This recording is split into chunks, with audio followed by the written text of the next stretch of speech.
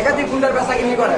তাই আমি সোশ্যাল কাজ করে থানার মেঝে, তাই স্যার গোপন সত্য খবর পাইলো এলাকা গুন্ডা পাইছে, তারপরে অনেক ডেট দিতে পায় না, মানে হাতে নাতে রিকুভারি সুবিধা পাইছে।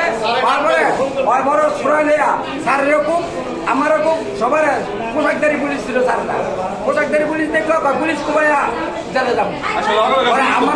আমারও খুব চিন্তা করে করা মারিলাম, একবার করা মারিলাম, তুই আমাকে ডিস্টার্ব করো, হয় রোড বড় চিন্তা করে ডাকাতি করো।